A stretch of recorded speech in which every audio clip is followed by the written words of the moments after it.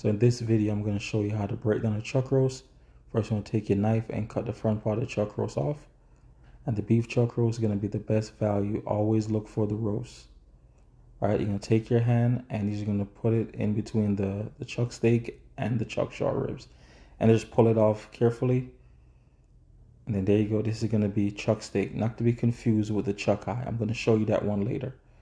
All right, so now you're going to get 3 nice chuck steaks out of this. And these steaks are going to be really good on the grill. All right, so you're going to cut them in 3. And when you go to the store, always look for the roast. It's where you're going to get your best value. All right, so there go your chuck steaks. What you're going to do now is use your knife. And you can just take the fat off. And then you're going to go ahead and just take off some of that connective tissue that's going to be chewy. You don't want it to ruin the steak. And now you're going to get some nice boneless short ribs. All right, these are going to be some amazing short ribs. These are going to be very tender. And if you were to buy these separately, it'd be way more expensive just buying the roast and cut them yourself. So these are cut like 3/4 of an inch. Obviously, you can make them thicker or thinner, depends on what you're making. And all you need is a sharp knife. All right, so far, look what you got. You got 3 chuck steaks and 4 boneless chuck short ribs. These short ribs are going to be extremely delicious. So if you like bone-in short ribs, these are going to be way more tender. All right, so there you go. So now what's left? We're going to use our knife and take the meat off the fat. And now you're going to get some beef stew meat. And the chuck stew meat, I like it better than the regular lean stew meat because of the fat. So it's going to have way more flavor. And I'm always telling people, anytime you go to the store, always look for the chuck. The chuck is going to be the best value. Okay, the chuck roast cake, you get so many things out of it. Now look at this, just cut them into nice squares. And this is going to be your chuck stew meat. Like I said, you're just using your knife to take the fat off of it. And the fat, you could render down the fat. And you could use that as oil and stuff like that to like cook your other food. So nothing is going to go to waste. All right, so there go the stew meat. And look at how nice that stew meat is going to be. It's going to be real tender because it has nice marbling. It's not going to be dry like the stew meat you would get from like a top round or a bottom round. All right, so that's what you got so far. So now with this one is where you're going to get the chuck eye. All right, so you can always tell with the chuck eye because it's going to be way more fattier. All right, so now you just use your hand and tear it off as much as you can. And then when you get to the end part, you just want to use your knife and just separate it off the rest of the roast.